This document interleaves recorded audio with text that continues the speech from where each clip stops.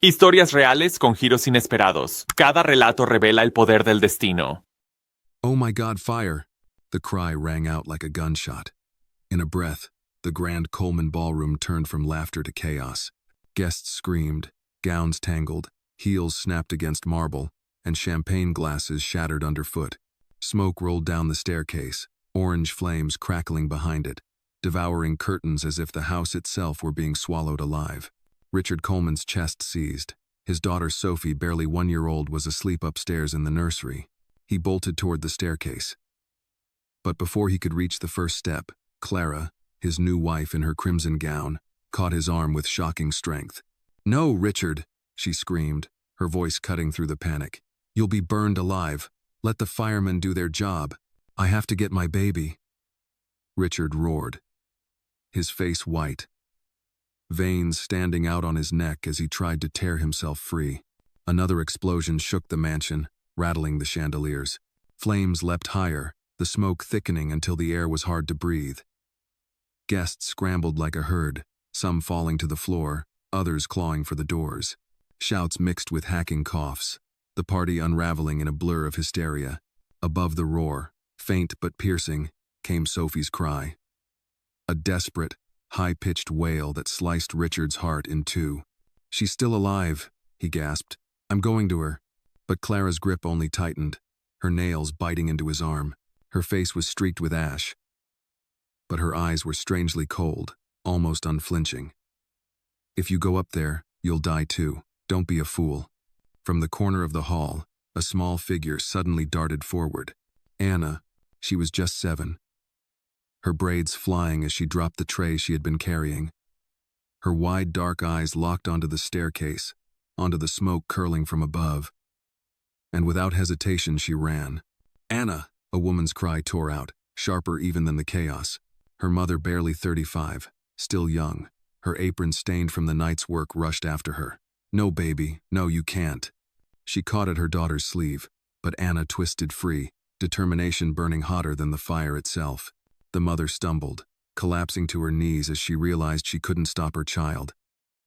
Tears streamed down her face, and with a choking sob she cried out, "God, no, please, not my little girl."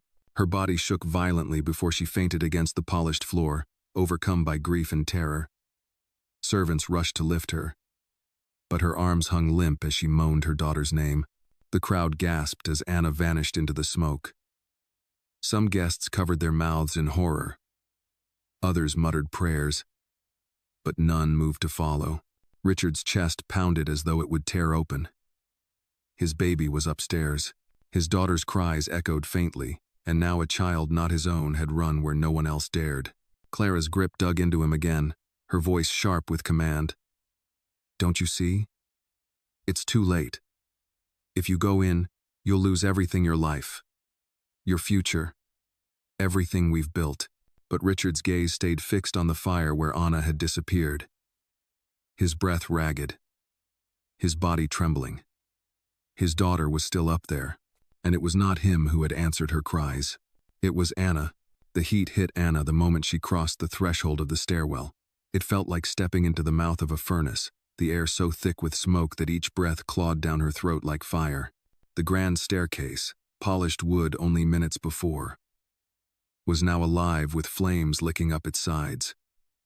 The once bright carpet had begun to curl and blacken.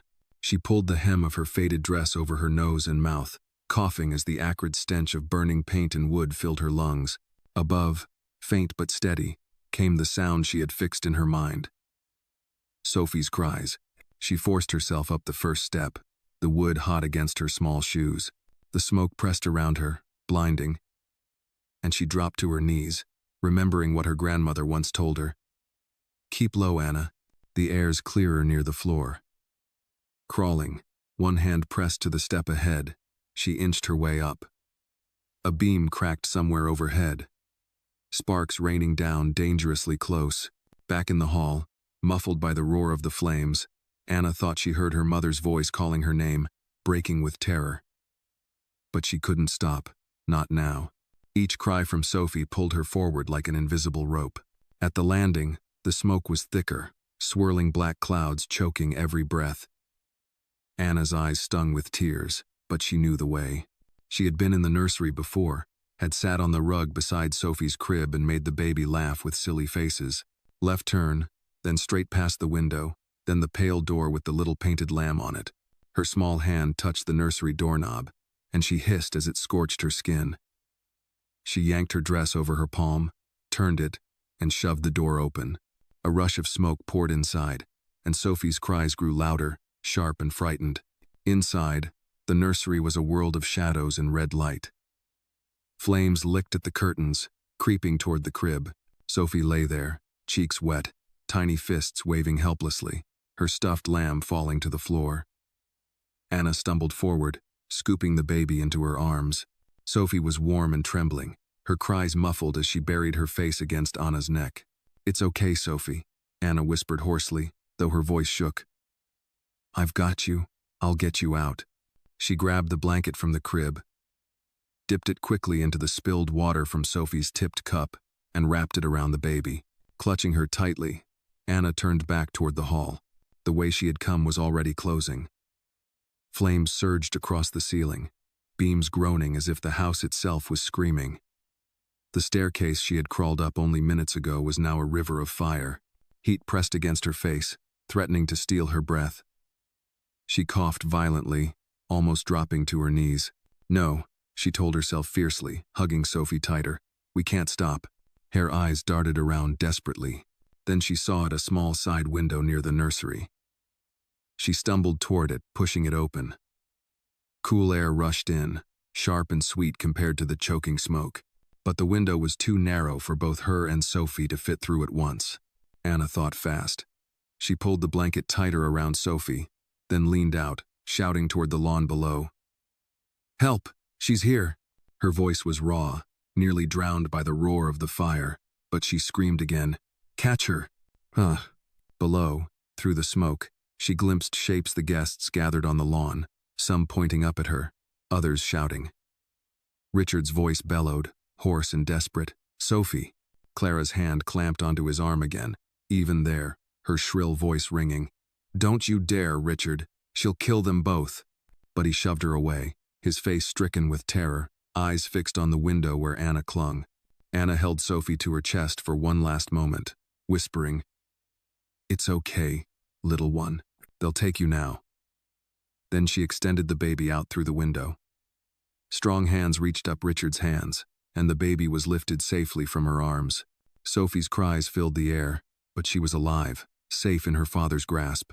Sometimes it takes the smallest among us to remind the world what real courage looks like. Anna's choice in that burning mansion was more than bravery. It was love, pure and selfless. If this moment touched your heart, share your thoughts in the comments below. I'd love to hear what it meant to you, and if you believe stories like this deserve to be told, please take a moment to like this video and subscribe to the channel so you never miss the next one. Relief flooded Anna, but only for a second. The fire behind her roared, a wall of heat pressing against her back. She turned, trying to climb out herself, but her foot caught on the broken frame, her dress snagging. She tugged hard, panic rising. Flames swept into the nursery, consuming the curtains in a single violent rush. Below, Richard was shouting, "Anna, jump, you can do it." His voice was ragged, torn by smoke and fear. Around him, the guests stood frozen, horrified. Clara's face was pale. Her lips pressed tight, but her eyes glinted with something dark. Anna yanked her dress free, coughing so hard she could barely see. Her lungs burned. Her arms trembled. Her vision blurred. She tried to climb through, but a beam above groaned and snapped, crashing down near her feet. Sparks erupted, showering her hair and shoulders. Her mother's voice pierced through the night from the lawn, broken and pleading. "Anna, my baby girl, please God, bring her out." The 35-year-old woman collapsed again, clutching at the grass, sobbing so violently the servants could barely hold her upright. Anna's small hands gripped the window frame, her skin blistered from heat. She coughed once more, then locked eyes with Richard below. For a moment, the chaos stilled. A grown man, a billionaire who had everything, and a 7-year-old girl with nothing but courage connected by the life of the baby between them. With the last of her strength, Anna pushed herself through the window. The flames snapped at her heels as she fell forward, and strong arms caught her before she hit the ground. Richard held her close, coughing, his eyes wide with disbelief. Sophie wailed in one arm, Anna gasped for air in the other. Guests erupted with cries of relief. Clara stood stiffly, her face composed but her hands trembling as though holding back fury. Anna's mother stumbled forward, shrieking her child's name, and fell to her knees beside them. She clutched Anna's burned hand, sobbing. Richard lowered Anna gently into her mother's embrace, but his gaze lingered on the girl's smoke-streaked face. Something stirred deep in him, something that made his heart seize with a strange recognition. He didn't yet understand what it was, but in that moment, one truth blazed brighter than the fire consuming his mansion. This little girl had done what no one else dared. She had saved his child. The Coleman estate, once the picture of pride and elegance, was now collapsing into chaos. Sirens wailed in the distance, still too far away, while the mansion burned like a wounded beast. Smoke curled into the night sky, red sparks rising with the wind. The grand ballroom where moments ago guests had laughed over champagne was a stampede of fear heels snapping, tuxedos smudged with ash, shrieks echoing as people shoved through the doors. Richard held Sophie tight in one arm, her tiny face pressed against his chest, her sobs muffled by his jacket. In his other arm he steadied Anna, the little girl coughing, her skin blistered, her braids streaked with ash. Her mother knelt on the grass beside him, cradling Anna's hand, weeping openly with relief. But Clara's voice cut through the night like glass. "Richard, you're insane." She pulled at his sleeve, eyes flashing in the firelight. "That child could have killed Sophie, dragging her through smoke like that. You should have stopped her." Richard turned on her, his face dark with fury. "She saved Sophie's life. You stood there and tried to hold me back." His voice cracked with rage, his eyes still wet from terror. Clara recoiled, lips pressed tight, then quickly smoothed her expression back into the mask of a grieving wife. The fire roared louder, beams snapping like gunshots as the west wing caved in. Flames lit up the sky, casting long shadows across the lawn.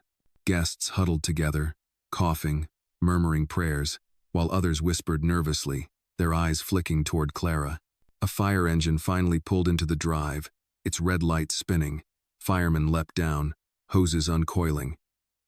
But even they hesitated at the inferno before them. The blaze had spread too quickly, unnaturally so. One of them muttered, "It's like it was fed gasoline." Richard's eyes narrowed, his mind whirling. He looked back at Clara, who stood rigid at his side. Her gown was immaculate, untouched by the smoke, her eyes cold as she stared at the burning house. A chill crept through him despite the heat around them. Meanwhile, Anna coughed violently in her mother's arms. Her small body trembled from the smoke she had inhaled. Richard crouched down beside her, his expression softening. "Anna," he said hoarsely, "you were brave. You saved my little girl." Her wide eyes lifted to him, rimmed with red, but she didn't speak. Instead, she clutched tighter to her mother's sleeve, as though afraid he might take her away. Her mother, tears streaking her soot-stained face, looked up at Richard. "She's just a child, sir," she whispered brokenly. "She's my only one. I thought I'd lost her in there." Richard swallowed hard, feeling the weight of her words. He looked from the exhausted girl to his sobbing baby, and then back to the house collapsing behind them. The truth pressed in on him. He owed his daughter's life to this little girl no one had noticed before tonight. Clara interrupted, her voice sharp. "Richard, we need to leave. The firemen will handle it. Staying here is dangerous." She reached for him again, but this time he stepped away, his jaw set. "No," he said firmly, "I'm not leaving. Not until I know this fire is under control, and not until Sophie and Anna are safe." Clara's eyes flickered with something unreadable, but she said nothing more. The firemen shouted orders, their hoses spraying arcs of water onto the flames. Steam hissed, but the fire raged on, swallowing wall after wall. Richard stood unmoving, Sophie cradled close, watching as his mansion, the place he had built with pride, was consumed. Guests slipped quietly away, their fine cars crunching over gravel as they left behind the spectacle. On the grass, Anna's mother rocked her gently, murmuring prayers. Richard's eyes lingered on the child once more. Something inside him twisted at the sight, the courage in her small frame, the stubborn strength in her eyes. It was a feeling he could not yet name, but it bound him to her. Above them, the roof of the mansion groaned, then collapsed in a storm of sparks. The firemen shouted, dragging hoses back. Richard held Sophie tighter, shielding her from the blast of heat. And in the roaring glow of his burning house, Richard Coleman knew two things with painful clarity.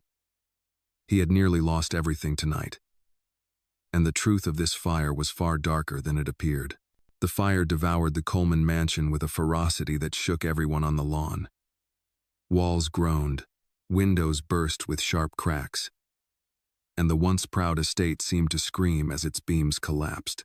Sirens wailed closer now, more fire engines, ambulances pulling up in a rush. Paramedics hurried across the grass with stretchers, flashlights cutting through the thick haze. Richard stood rooted, clutching Sophie against his chest. The baby whimpered softly, her cries weaker now, her little lungs rattling from the smoke she had breathed. Every sound from her lips tore at him. He rocked her gently, whispering, "Daddy's here. You're safe now, my girl." His eyes burned, not from the smoke but from the sheer terror of almost losing her. Beside him, Anna sat wrapped in her mother's trembling arms. The woman, only 35 yet aged by grief, kissed her daughter's soot-streaked forehead again and again, sobbing prayers of thanks. Anna coughed, her small shoulders shaking, but she did not cry. Her wide eyes stayed fixed on the flames, as though the fire had carved something permanent into her memory. Clara, standing nearby, crossed her arms tightly, her satin gown immaculate despite the chaos. Her face was pale but composed, her gaze sharp as she looked at the girl who had saved Sophie. Richard turned toward her, his jaw hard. If it weren't for Anna, Sophie would be gone. Clara's lips tightened. "Richard, don't you see? That child ran in recklessly. She could have killed Sophie, dragging her through smoke like that. What if she had dropped her?" Richard's voice was low but edged with steel. "She didn't drop her. She did what none of us could. She saved her." The paramedic stepped forward, gently taking Sophie from Richard's arms to place her on a stretcher. Another knelt by Anna, checking her breathing. "She's inhaled a lot of smoke," the medic said gravely. "We need to get her to the hospital now." Anna's mother clutched her hand tighter. "I'll go with her," she said quickly, her voice still trembling. Richard nodded. "I'll follow with Sophie." His gaze lingered on Anna, a strange heaviness pressing his chest. She looked so small on the grass, her lashes clumped with tears and soot. Yet she had faced what even grown men had feared. A firefighter approached, removing his helmet, his face streaked with ash. "Mr. Coleman," he said, "this fire didn't spread naturally. It's too fast, too precise. Almost like it was fed to burn the house down from the inside." Richard stiffened. His eyes flicked to Clara, who was watching the exchange carefully. She shifted, adjusting her gown as though the heat had only now reached her, but her eyes flashed with something cold before she turned away. "Handle it," Richard said tightly to the firefighter, though his mind was already racing. He could still feel Clara's hands holding him back at the foot of the stairs. She hadn't shouted for Sophie. She hadn't even tried. The paramedics loaded Sophie into the ambulance, strapping a small oxygen mask over her tiny face. Anna, pale and wheezing, was carried onto another stretcher. Her mother walked beside her, holding her hand, whispering, "You're brave, my baby, so brave." As the ambulance's doors shut, Richard turned to Clara. "You can ride back with the guests. I'm going with my daughter." His voice left no room for argument. Clara's smile was thin, brittle. "Of course, Richard. Do what you must." The ambulance engines roared, their sirens slicing into the night as they sped away toward Houston. Richard sat inside with Sophie, his hands gripping hers tightly as though sheer will alone could keep her tethered to life. Across from him, another paramedic worked over Anna, her small frame trembling beneath the oxygen mask, her eyes fluttering between consciousness and sleep. Richard watched her, his throat tight. This child had carried his daughter through fire. She had risked everything without hesitation, and deep in his chest, a question burned hotter than the flames they had just escaped. Why did he feel as though he had seen those eyes before, long ago? The ambulance sped through the Texas night, its siren wailing, red lights flashing across the empty highway. Inside, the air smelled of antiseptic and smoke. Richard sat stiffly, Sophie cradled on the stretcher beside him, a tiny oxygen mask covering her flushed face. Each weak rise and fall of her chest twisted his heart tighter, until it felt like a vice pressing down. He brushed her small hand with his thumb, whispering over and over, "Hold on, baby girl. Daddy's here.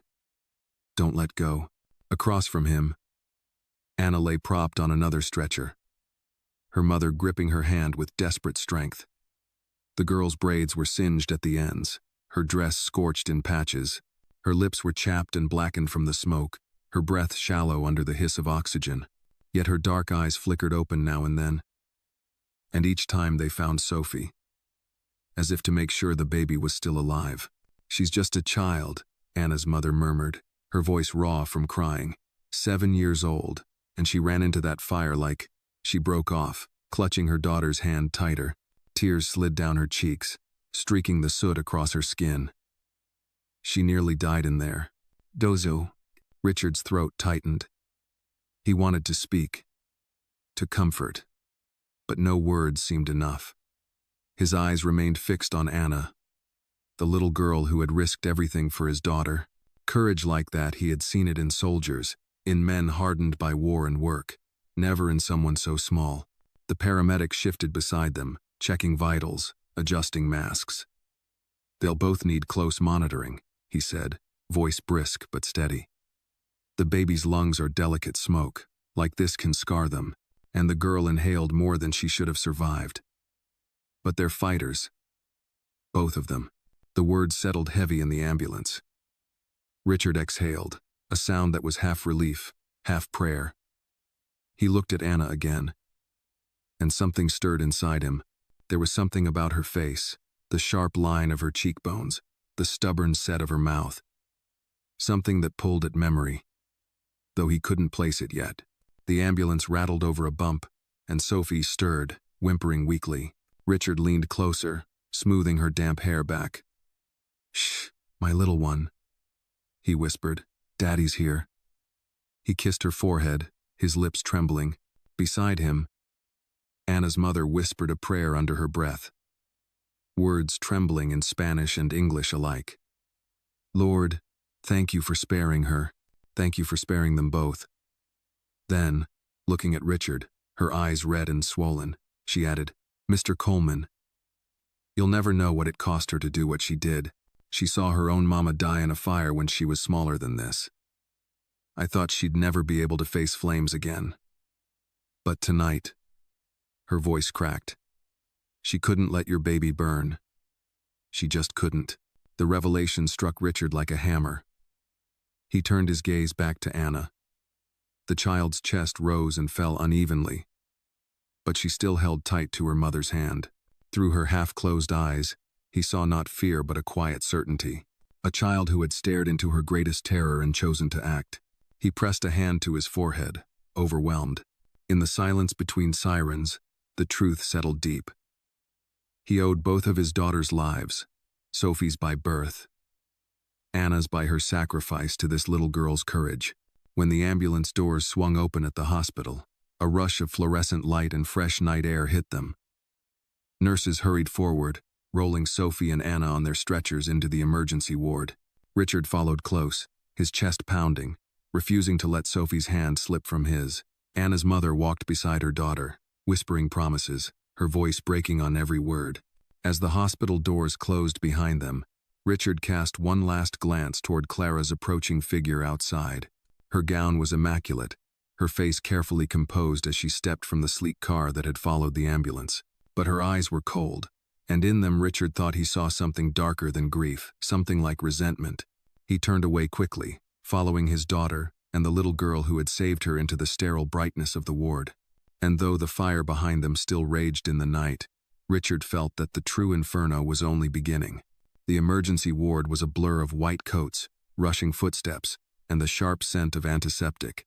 Nurses wheeled Sophie down one corridor, Anna down another, and Richard found himself torn between the two stretchers moving swiftly away from him. His chest tightened until he could hardly breathe. "Mr. Coleman," a nurse said firmly, guiding him by the arm, "your baby will be stabilized in the pediatric unit. She inhaled smoke, but she's breathing. Let us work." Richard nodded numbly, his throat too tight for words. His hand slipped from Sophie's tiny one as the stretcher turned the corner, leaving him standing in the harsh fluorescent light, fists clenched at his sides. Behind him, Anna's mother clung to her daughter's stretcher as it was wheeled into an adjoining room. Her cries echoed down the hall, raw and shaking. "Stay with me, Anna. Don't let go, my brave girl." Richard turned, watching them vanish. The image seared itself into his mind, the soot-streaked child who had carried his daughter through fire, and the 35-year-old mother collapsing under the weight of terror. His gut twisted. Something about the girl's face lingered with him, pulling at a memory he couldn't yet place. Doctors moved quickly around him, papers shuffling, monitors beeping. Clara entered at last, sweeping into the hall in her crimson gown, perfectly untouched by ash or smoke. Her perfume reached him before her voice did, honeyed but sharp. "Richard," she said, placing a manicured hand on his arm. "You look pale. You need to sit down." "I don't need to sit," he snapped, shaking her hand off. "My baby is in there. That little girl is fighting for her life. And you," his voice cracked with restrained rage, "you tried to stop me." Clara's eyes widened in mock offense. "I was saving you. If you had gone in, you'd be dead right now. Is that what you wanted? To leave Sophie an orphan?" The words sliced at him, but the fury in his chest did not cool. "It was Anna who saved her," he said bitterly. "Not you. Not me. A child." Clara's lips pressed thin, her eyes flicking briefly toward the closed door where Anna's stretcher had gone. Something unreadable passed over her face, disdain, perhaps even anger, but then it was gone, smoothed away under her practiced mask of concern. The hospital corridor quieted for a moment. Richard sat heavily on a bench outside the pediatric unit, elbows on his knees, his head in his hands. His mind replayed the moment Anna appeared at the window. Sophie in her arms, her tiny frame silhouetted against the blaze. The memory burned hotter than the fire itself. Minutes stretched into an eternity. At last, a nurse emerged from the pediatric unit. "Mr. Coleman?" Richard was on his feet instantly. "Yes. My daughter Sophie? She's stable for now," the nurse said, offering a tired smile. "Her lungs are irritated, but we have her on oxygen. She'll need monitoring, but she's strong." Relief surged through him so fast his knees nearly buckled. He gripped the nurse's arm. "Thank you. God. Thank you." The nurse nodded and added gently, "The other little girl, Anna, she's in critical observation. She's fighting hard." Richard's gaze shifted toward the other wing, his chest aching. He had no claim to Anna, and yet the thought of her small body struggling for breath tightened something deep inside him. Anna's mother emerged then, her face streaked with tears but her eyes fierce.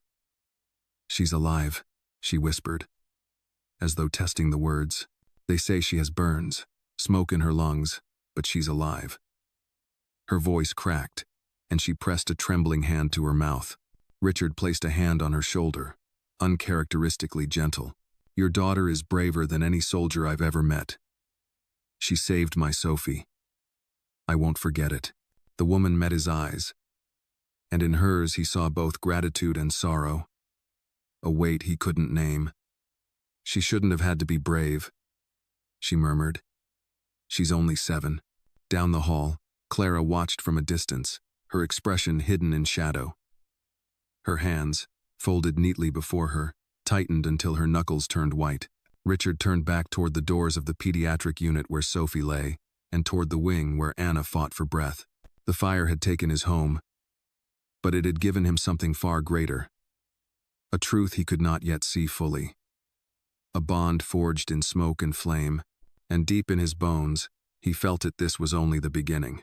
The hospital quieted as the hours stretched toward midnight. The chaos of the fire had given way to the sterile rhythm of beeping monitors and the soft squeak of nurses' shoes against linoleum floors. Outside the window, Houston's skyline flickered faintly in the distance, but here in the children's wing, time seemed to stand still. Richard sat by Sophie's bed, his large frame hunched forward, one hand resting gently over his daughter's tiny fingers. She slept under a thin blanket, her chest rising and falling with the aid of the oxygen mask fitted to her face. Her cheeks were pale, her lashes wet with dried tears, but she was alive. Each breath she took was a mercy that left Richard whispering silent prayers. Across the hall, muffled behind another door, lay Anna. Richard hadn't been able to stop thinking of her since the moment she stumbled out of the fire with Sophie in her arms. He had carried his baby to safety. Yes, but it had been Anna who had risked everything. The image of her soot-streaked face, her small arms clutching Sophie against her chest, haunted him. He rose at last, torn by an impulse he could not ignore, and stepped quietly into the hallway. The nurse at the desk looked up, nodded, and pointed him toward a side room. Inside, Anna lay on a hospital bed, her small body dwarfed by the white sheets. A tangle of wires connected her to the monitors beside her, their soft beeping marking the rhythm of her fragile breaths. An oxygen mask covered most of her face, fogging slightly with each exhale. Her mother sat at her side, clutching Anna's hand as though it were the only thing tethering her to life. The woman's face was lined with exhaustion and streaked with tears, her dark hair pulled back in a hurried knot. When she saw Richard in the doorway, she stiffened, her eyes narrowing. "What are you doing here?" she asked quietly, her voice hoarse. Richard hesitated, his hand still gripping the doorframe. "I came to thank her, to thank you both. She saved my little girl." His voice broke on the words. The woman's gaze softened slightly, though suspicion lingered. "She shouldn't have had to," she murmured. She brushed a hand over Anna's forehead, her voice trembling. "She's 7 years old. She's already seen more fire than any child should. I thought it had taken her once. I thought tonight it would take her again." Richard stepped into the room, his throat thick. "She's braver than anyone I know, and I owe her more than I can ever repay." For a moment, silence hung heavy between them, broken only by the beeping of the monitor. Richard's eyes drifted to Anna's face, pale but peaceful, as if the storm of the night had finally released her. He felt something stir deep inside, a strange pull, like a thread connecting him to this girl. Behind them, the door creaked. Clara stepped inside, her heels clicking against the floor. Her crimson gown had been replaced by a sleek black coat, but her presence was no less commanding. "Richard," she said softly, though her eyes were cold as glass. "You need rest. Sophie needs you strong." Her gaze flicked toward Anna with a hint of disdain. "This child is in good hands with her mother. You shouldn't exhaust yourself worrying about someone else's problem."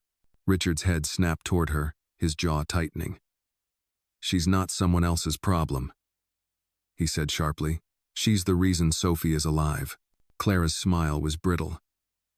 "And yet Sophie could have died in her arms." "It was reckless." Anna's mother rose then, her eyes flashing. "Reckless? My child went where no one else dared, not even you, Mrs. Coleman. If she hadn't, your baby would be ashes right now." Her voice shook with fury. "Reckless? No, courageous." Richard felt his chest tighten with pride for the woman's words, and with shame that Clara had to be corrected at all. He turned back to Anna, then to her mother. "If there's anything you need, anything at all, you'll have it. This house, this family, owes her everything." Anna stirred faintly, her small fingers twitching in her mother's grip. Richard leaned closer, his heart thundering. But her eyes did not open. Still, the sight filled him with a fierce protectiveness he hadn't expected. Outside, thunder rolled across the night sky, though no storm had been forecast. Richard shivered, a chill running down his spine. Something about this night felt fated, as though the fire had burned away not just his home, but the veil over truths long hidden. And as he stood watching the fragile rise and fall of Anna's chest, he knew one thing with absolute clarity. This child had entered his life for a reason.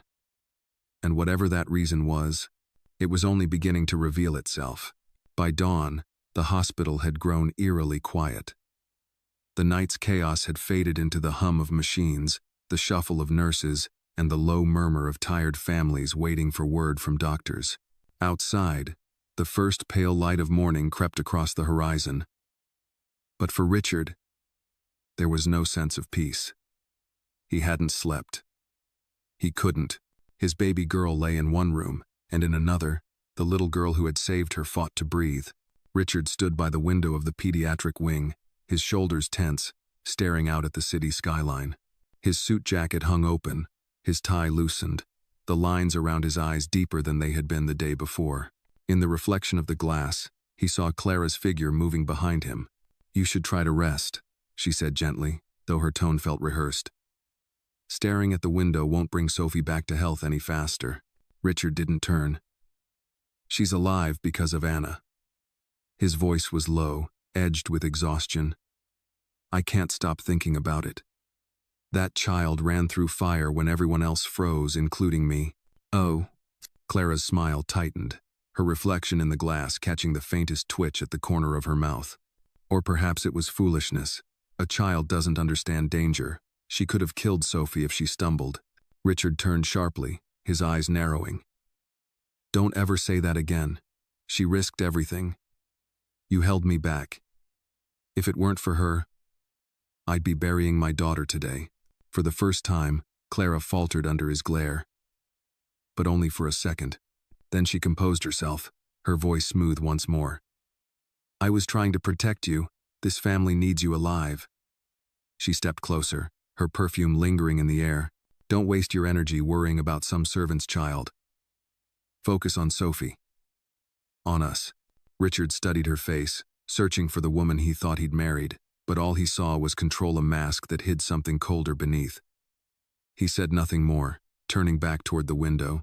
Later that morning, a man in uniform approached. He was one of the investigators assigned to the fire, his notepad tucked under his arm, his expression grim. "Mr. Coleman," he began, "I need to speak with you about the blaze." Richard led him into a quiet corner of the hallway. Clara followed, her heels clicking softly against the floor, her presence stiff at his side. The investigator cleared his throat. "We've examined the remains of the West Wing. The fire spread faster than normal. Too fast. We found traces of accelerant near the stairwell and the kitchen. This wasn't an accident. Someone wanted that house to burn." Richard felt his stomach drop. His fists clenched at his sides. "Are you telling me it was arson?" "Yes, sir," the investigator said. "And not just that it was carefully planned. Whoever said it knew exactly where to place the accelerant to trap anyone upstairs."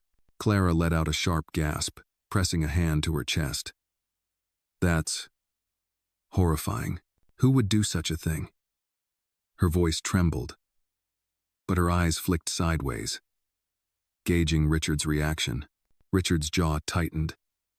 His mind replayed the night the explosion, the smoke spreading like it had been fed, Clara's grip on his arm, the strange coldness in her eyes when Sophie's cries filled the hall. A chill slid down his spine. "Do you have any suspects?" Richard asked, his voice steady but heavy. "Not yet," the investigator admitted, "but we'll be questioning staff and guests, someone close enough to the family to know the house." Clara's voice rose quickly. "Richard, surely you don't think anyone we know would—" She cut herself off, biting her lip, then smoothed her tone. "We should let the police do their job." Richard nodded slowly, though suspicion gnawed at his gut. He glanced through the glass door into the recovery room where Anna lay, her chest rising faintly beneath the oxygen mask. His heart clenched. Whoever had done this fire had nearly killed his daughter, and had nearly killed Anna, too. For the first time, Richard felt something more than gratitude for the little girl. He felt responsibility. He turned back to the investigator. "Do whatever it takes. I want to know who did this, and I want them brought to justice." The man nodded, tipping his hat, and walked away.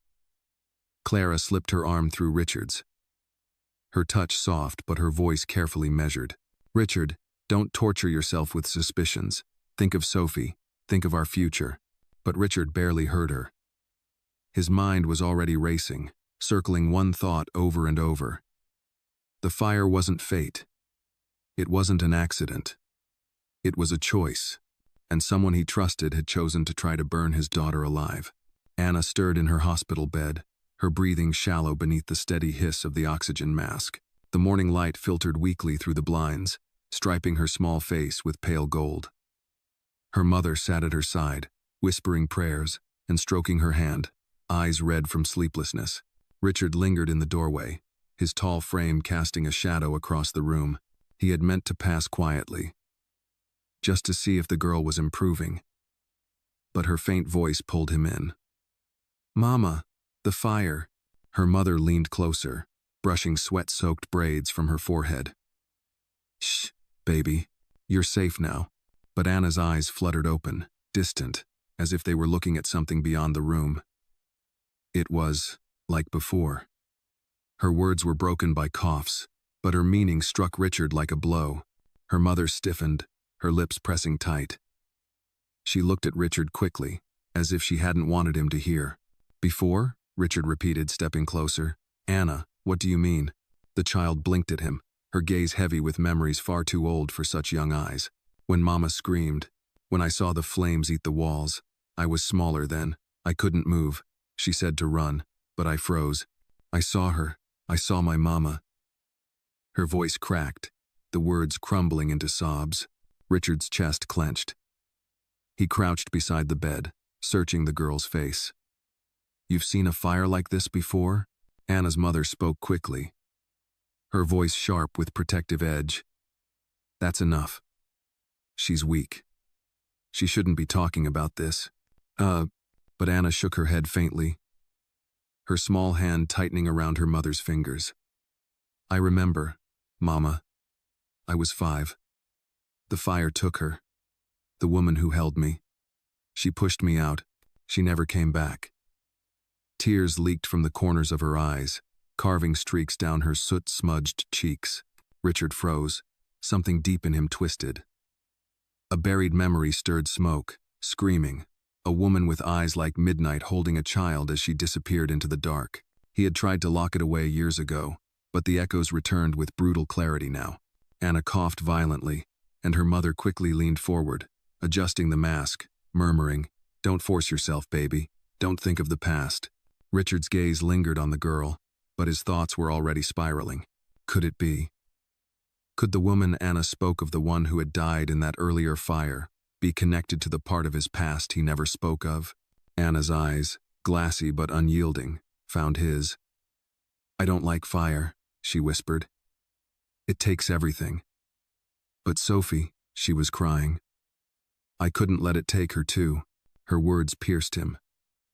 This child, who had already lost so much to fire, had thrown herself into the flames for his daughter. The weight of it pressed heavy against his chest. Her mother reached out, motioning him toward the door. "She needs rest. Please, Mr. Coleman, enough questions." Reluctantly, Richard stood. He glanced once more at Anna, then nodded.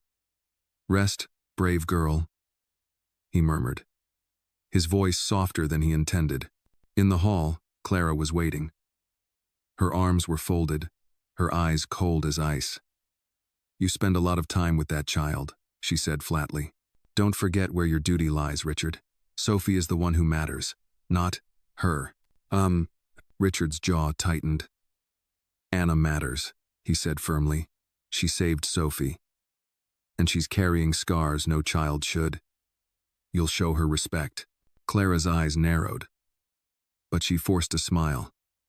"Of course," she said sweetly. But her gaze followed him down the corridor, sharp and calculating, as though Anna's survival was a problem yet to be solved. Richard walked on, his mind a storm. The fire hadn't just threatened Sophie, it had unearthed a past he thought was buried, and the key to that past might lie in the eyes of the child who had just saved his daughter's life. The hospital cafeteria was nearly empty when Richard sat across from Clara the next morning.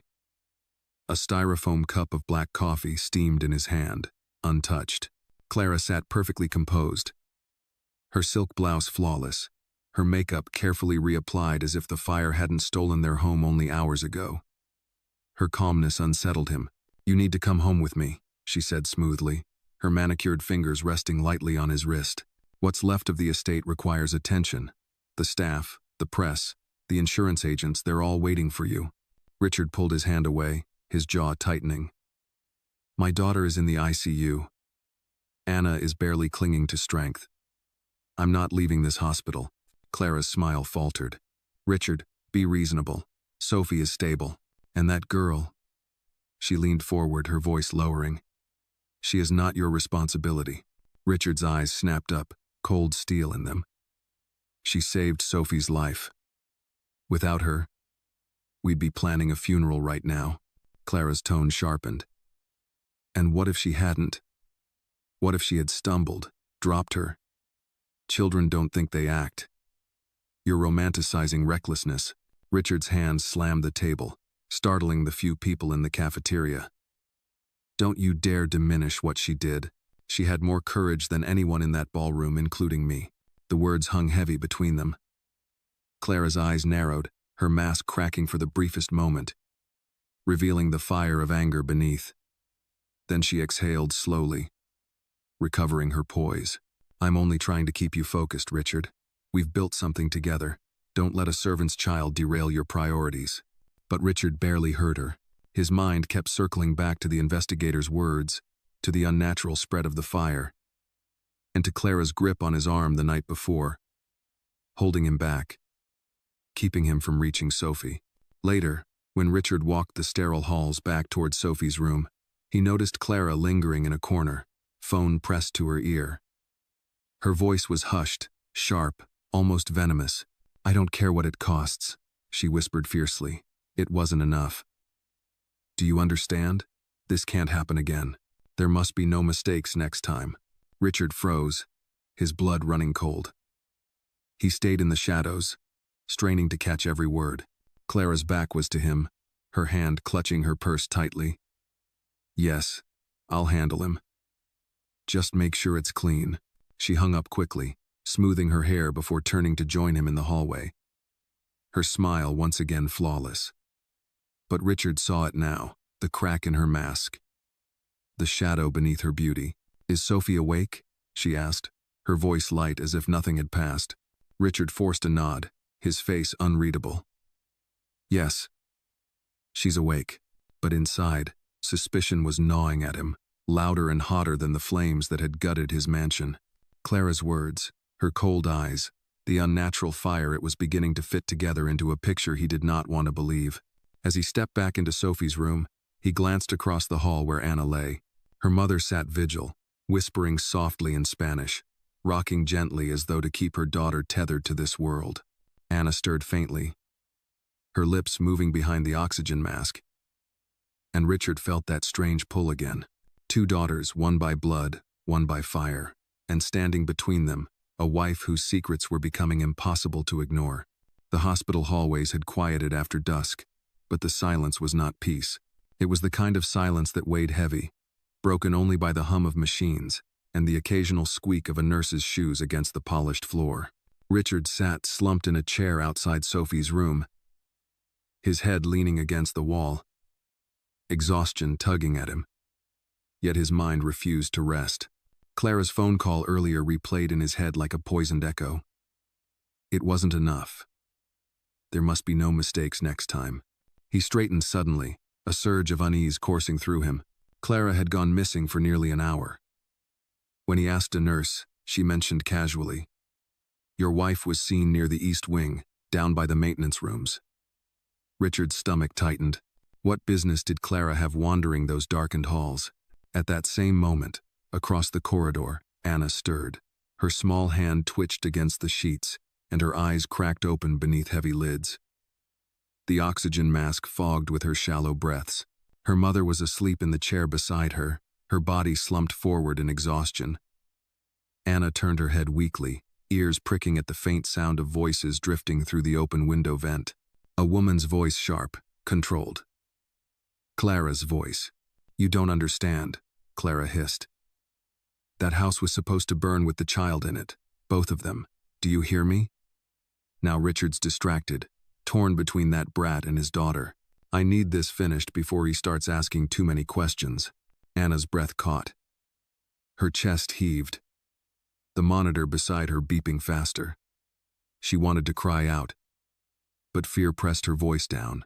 She gripped the sheet with tiny fists, her mind flashing back to the fire, to the way Clara had clung to Richard in the ballroom, not letting him move. The man Clara spoke to answered in a low murmur, too faint for Anna to make out. Clara cut him off, her voice venomous. No excuses. If Richard learns the truth, everything is over. Do you understand? Everything. Anna's small body shook. She tried to sit up, but her lungs rebelled, sending her into a violent coughing fit. Her mother jolted awake, rushing to steady her. "Shh, baby, don't push yourself," she whispered, stroking her braids. Anna pointed weakly toward the vent, her eyes wide with terror. "Mama, she wants Sophie." Her mother frowned, glancing toward the ceiling. "Who, baby? Who are you talking about?" But Anna's strength gave out. Her arm dropped limply back to the bed, and she slipped again into half-consciousness, her small body trembling beneath the sheets. At that same moment, Richard turned the corner, his shoes striking the tile softly. He paused near the maintenance wing, just in time to hear Clara's voice fade away. "Tomorrow. It has to be tomorrow." She hung up.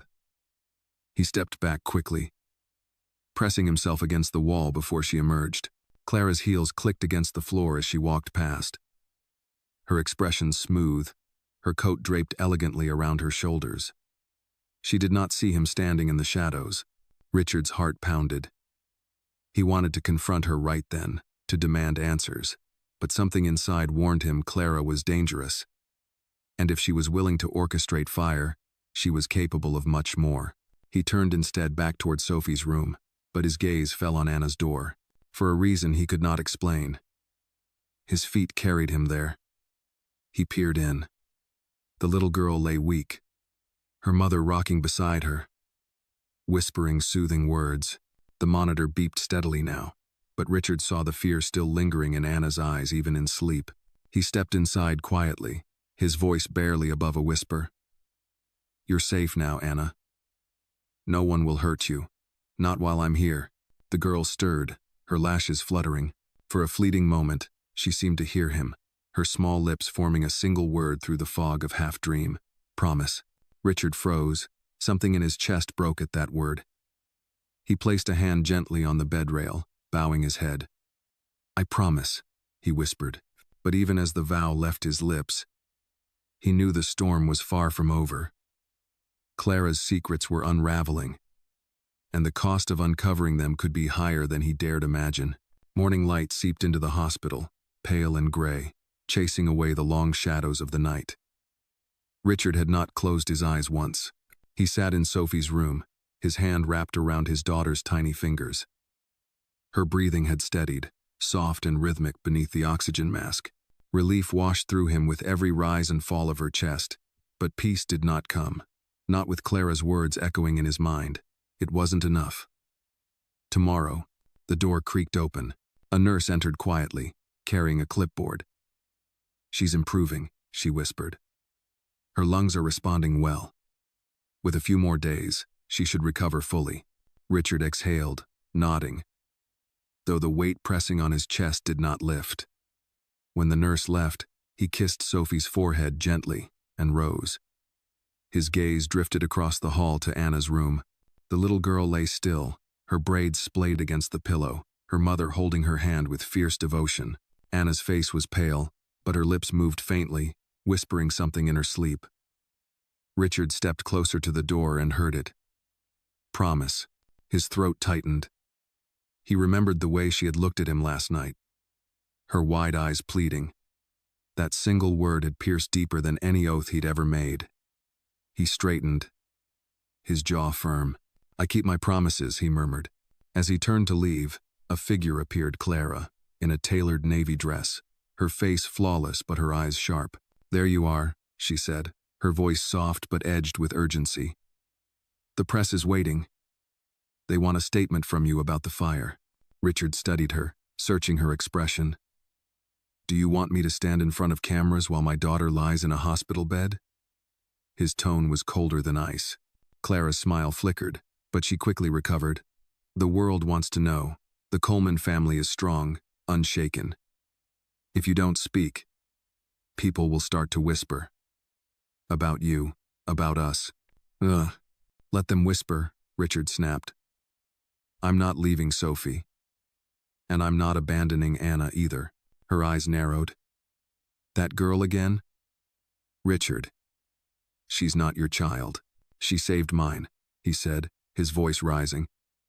That makes her my responsibility too.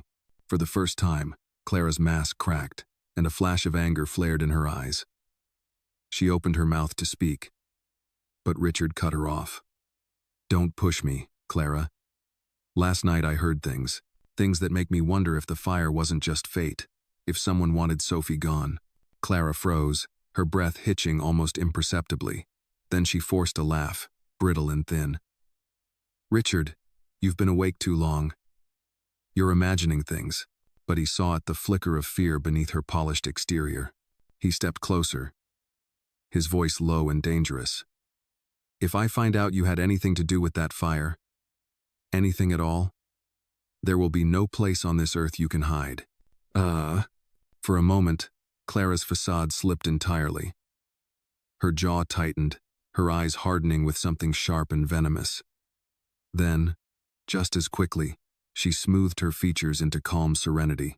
Of course, Richard, she said softly. I only want what's best for us. She turned and walked away, her heels clicking down the hall, leaving Richard alone in the silence. He exhaled, his hands trembling, rage and fear warring inside him. He looked once more toward Anna's room. The monitor beeped steadily. Her mother still holding her hand, whispering prayers. Richard pressed a hand to the glass window, his reflection superimposed over the small girl inside. I don't know why fate put you in my path, he whispered. But I won't let them take you or Sophie from me. Not again. In that moment, Richard felt his resolve harden like steel. He had built empires, fought battles in boardrooms, faced betrayal in business. But this was war of another kind, and this time, the stakes were blood. The day passed in a blur of reporters buzzing outside the hospital and murmurs in the hallways. Richard ignored it all. He spent the morning by Sophie's side, the afternoon checking on Anna. The little girl still slept most of the time, her chest rising in shallow breaths. But whenever her eyes fluttered open, they found Sophie's room across the hall, as if she was still guarding her. That evening, Richard stepped outside for the first time in days. The air was heavy with the scent of rain, though the sky was only overcast. He leaned against the cold stone wall, exhaustion pulling at him, when a man's voice came low and urgent from the shadows. Mr. Coleman. Richard straightened, his guard immediately rising. A man in a worn brown jacket stepped forward, his cap pulled low. He wasn't hospital staff, nor press. Richard could tell instantly. His eyes darted toward the entrance, then back to Richard. I don't have time, Richard said sharply. If you're looking for money, you'll have to wait. The man shook his head. This isn't about money. It's about the fire. Richard froze. Go on. The stranger glanced around again, his voice dropping. I worked some of the crews near your estate. I saw her. That woman, your wife. She was there before the fire. She went in through the back with a man carrying canisters.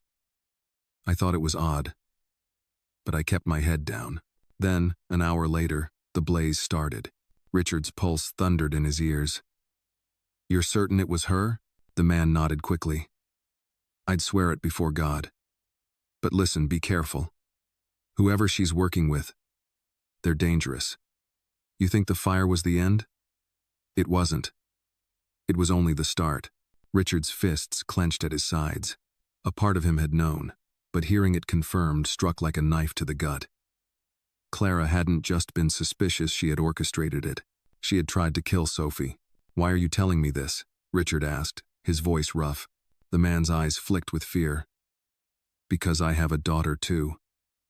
I couldn't sleep knowing I stayed quiet. He pressed a slip of paper into Richard's hand. This is the address where I saw her meet that man before the fire. A warehouse near the river.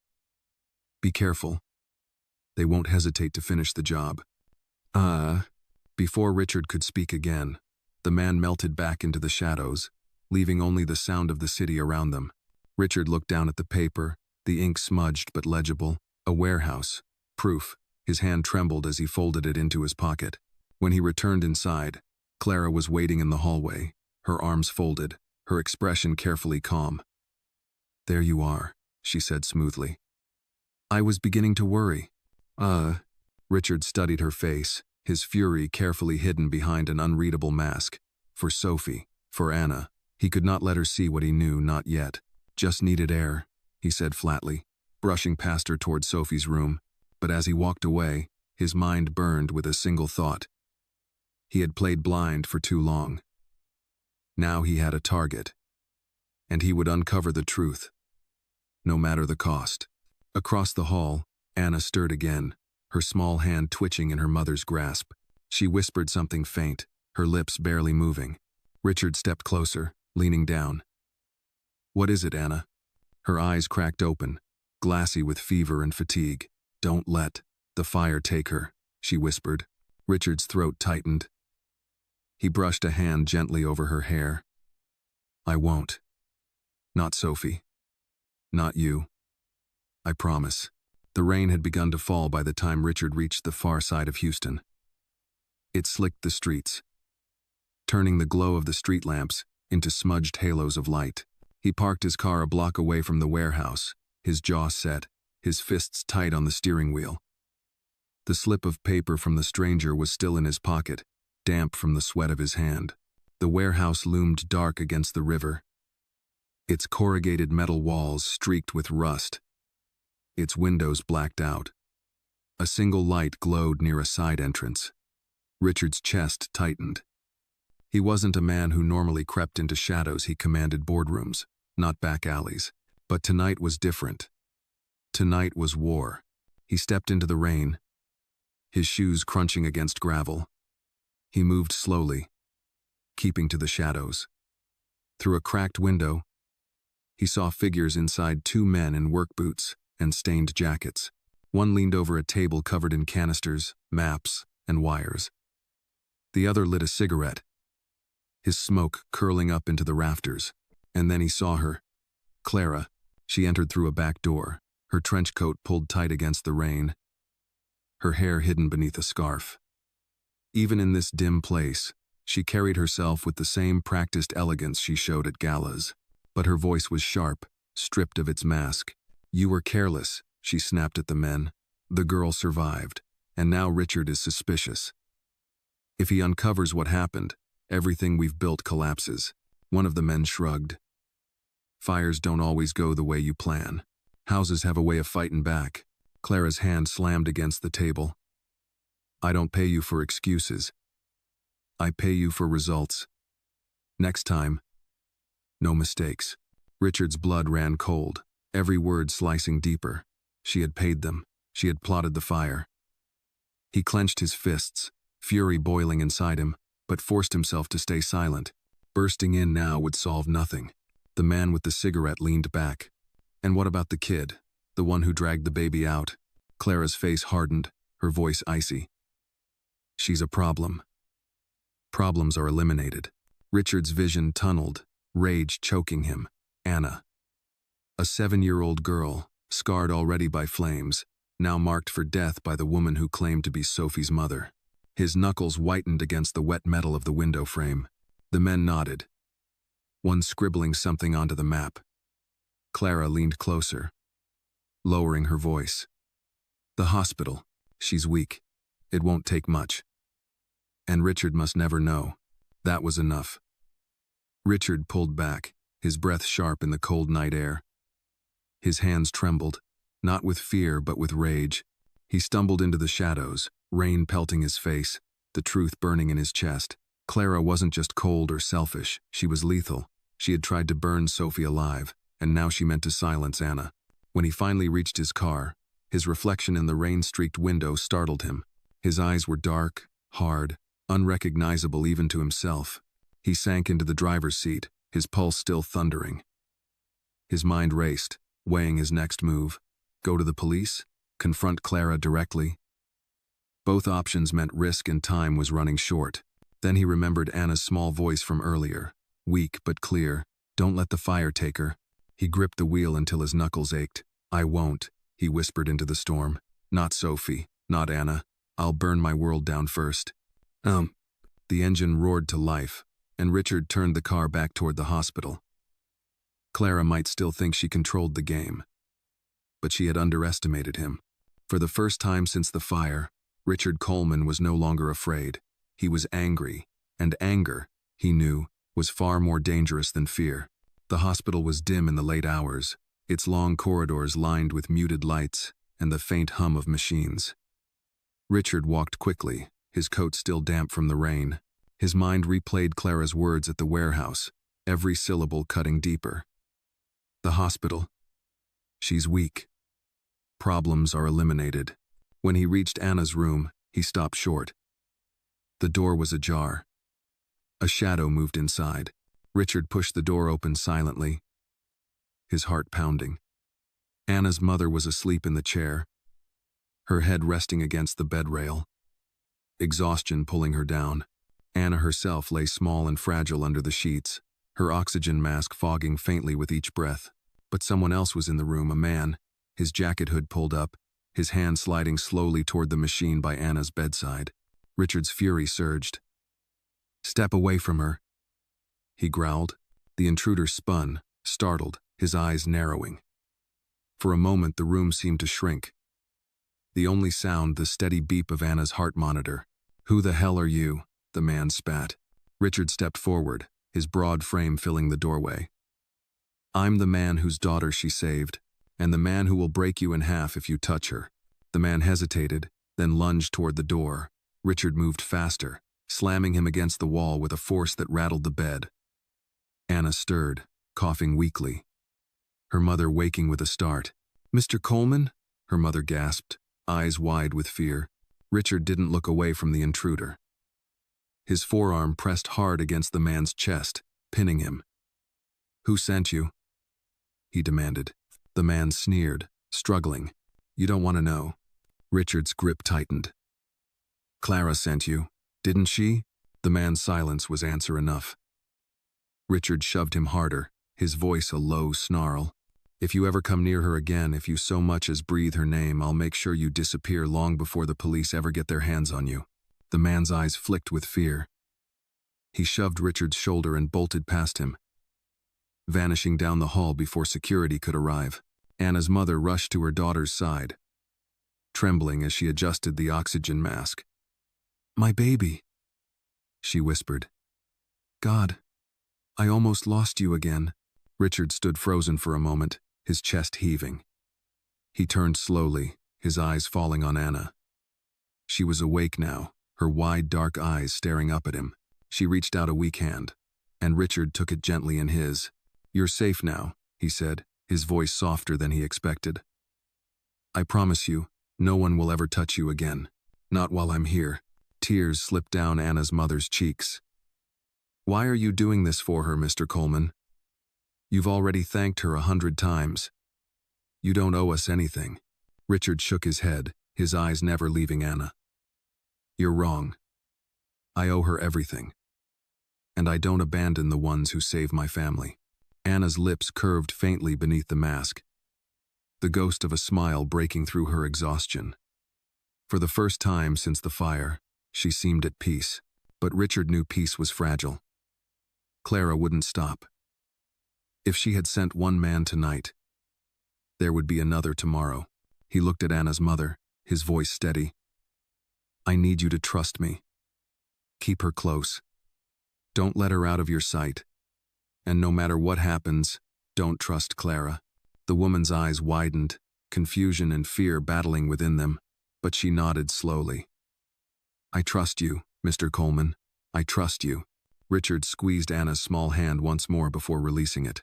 As he stepped back into the hallway, he felt the weight of a new truth settle on him. He wasn't just protecting Sophie anymore, he was protecting Anna too. And that meant he was protecting the future. The following morning broke gray and heavy, with rain streaking the hospital windows like tears. Richard hadn't slept, not even in the stiff chair by Sophie's bed. He had spent the long hours replaying the confrontation from the night before the intruder in Anna's room. The terror on her mother's face. The promise he had made. He could still feel the man's weight against the wall, still hear his mocking silence when he demanded the name of who had sent him. He didn't need the answer. He already knew. Clara. When a nurse came in to check Sophie's vitals, Richard stepped out into the hall. Across the corridor, Anna lay resting quietly, her mother awake now, clutching her daughter's hand with a vigilance that spoke of fear that never slept. Richard approached the door softly. Anna's mother looked up at him, her eyes rimmed with exhaustion but sharp with worry. "Is it true?" she whispered. "Was someone trying to hurt her last night?" Richard hesitated, then nodded. "Yes. But I stopped him. He won't come back. I'll make sure of it." The woman's hand tightened around Anna's. Why? Why would anyone want to hurt a child? She's already suffered enough. Richard's gaze darkened. Because she stood in the way. She saved Sophie when someone wanted her gone. He leaned closer, lowering his voice. "I think Clara is behind it. And if I'm right, then Anna and Sophie are both in danger."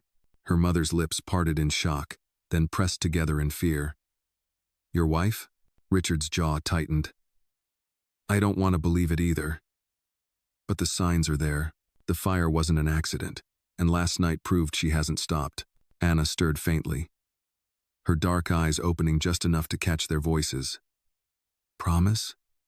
she whispered again, her voice hoarse but steady. Richard knelt beside her bed, his large hand enveloping her tiny one. "Yes, Anna, I promise. No one will take you from me. No one will hurt you again." Her fingers curled weakly around his, and a flicker of relief passed over her soot-marked face before she drifted back to sleep. Moments later, Richard's phone buzzed. A text from Clara. "Meet me in the lobby, now." He exhaled slowly, tucking the phone into his pocket. When he reached the lobby, Clara was waiting, dressed immaculately in cream, as if the last 2 nights had never happened. Her smile was brittle, her voice smooth. "Richard, you've been avoiding me. People are asking questions. Why did you stay here all night again? What's so special about that girl?" His voice was cold. "She saved Sophie's life." Clara's smile faltered. "And now you think she's yours to protect?" "Richard, you're being irrational.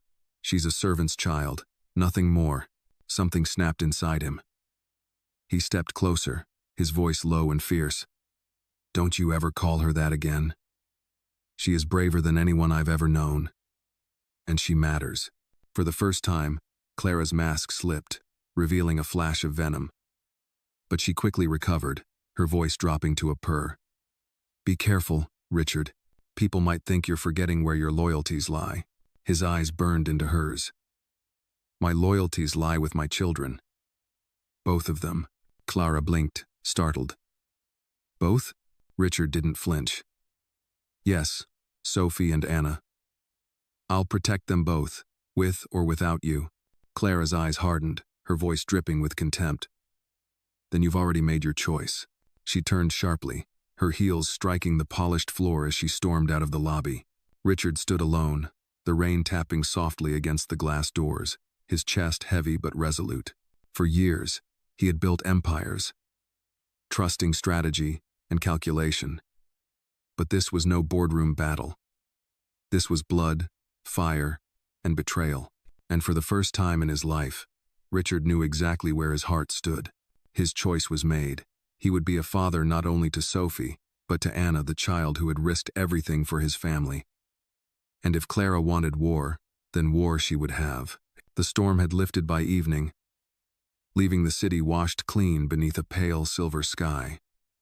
From the hospital window, Richard could see the wet streets glistening, the traffic lights reflected in shallow puddles. But inside him, no calm had come. The choice he had made burned steady in his chest. He would protect Sophie and Anna at all costs, even if it meant tearing his world apart.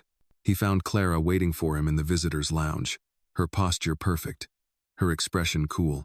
She had changed again this time into a dark suit, sharp and severe, as though dressing for battle. Her eyes followed him as he entered, her smile faint but brittle. "You've been busy," she said softly, "spending hours with that girl, whispering with her mother.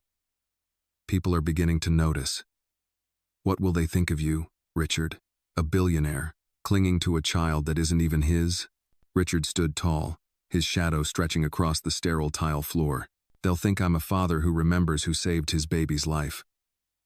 They'll think I'm a man who honors courage." His voice deepened. Anger threaded through it. "What they won't think, what they will never think, is that I could let my wife burn my daughter alive." Clara's mask slipped, her smile vanishing. For a heartbeat, her face was naked with fury. Then she laughed, a sharp, humorless sound. "So you know." "I know enough," Richard snapped. "I know about the warehouse. I know about the men you hired. And I know you tried to silence Anna. Tell me why, Clara. Why Sophie? Why me?" Clara rose, her heels striking the floor with precision. She circled him slowly, her eyes gleaming like a predator's. "Because, Richard, everything you own should have been mine. Do you know what it's like to stand in your shadow? To smile while everyone whispers that you'll never be more than a second wife? A decoration? I was never going to be a decoration. I was going to own it all. And your daughter, your precious Sophie, was in the way." Richard's fists clenched, his knuckles white. "She's a baby." "All the better," Clara hissed. "No heirs, no legacy to bind you. You would have had only me." The words hit Richard like a physical blow. He stepped closer, his voice low, trembling with rage. "You tried to kill my child. You nearly killed Anna, and you dared to call it love?" Clara's smile curved again, dark and mocking. "Love? No, Richard. Power. Something you, of all people, should understand." For a moment, the silence between them was heavy, electric, dangerous.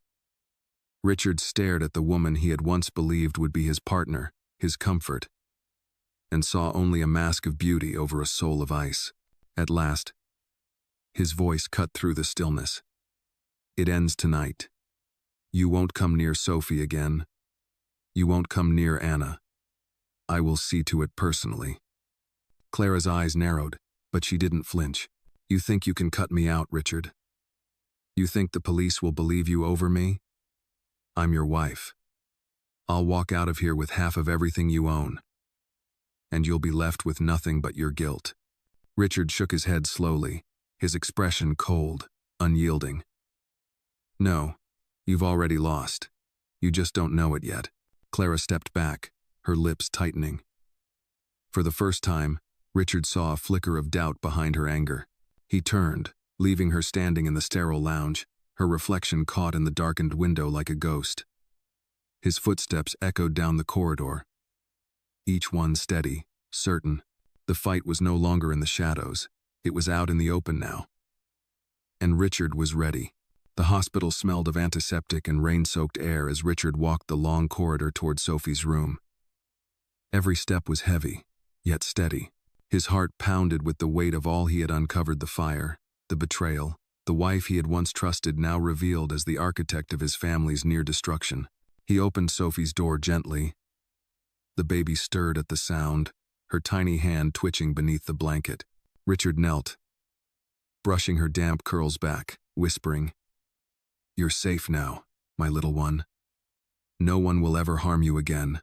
Across the hall, Anna was awake. Her mother sat close, holding her hand.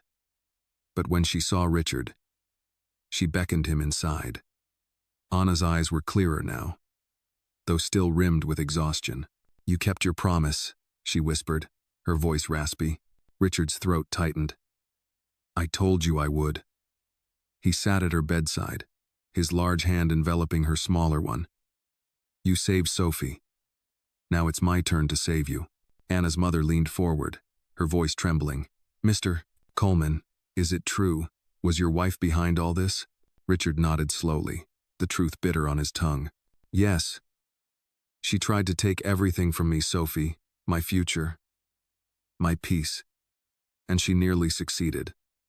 But not anymore. I'll see her held accountable.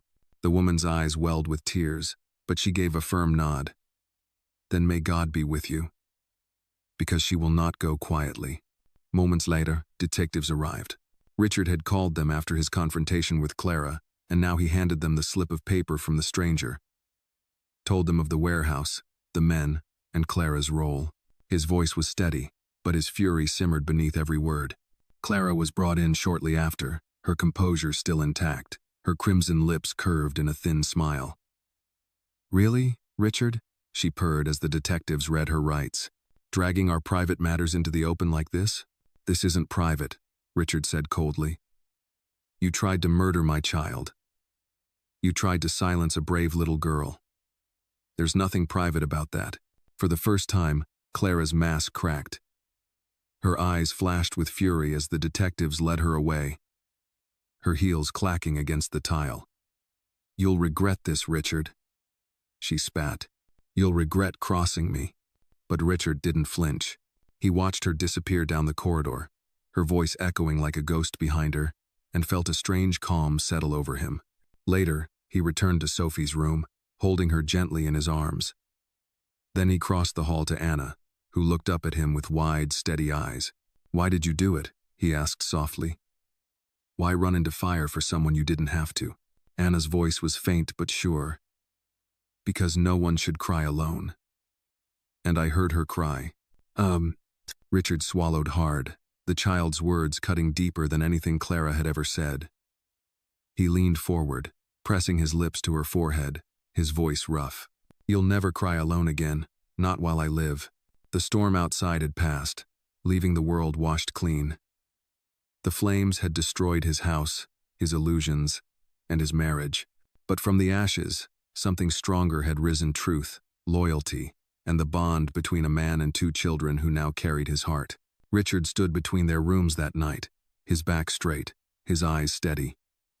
Clara's fire had failed, the truth had burned brighter, and for the first time in years, Richard Coleman felt like a father not just to the child of his blood, but to the one who had stepped from the fire with courage beyond her years.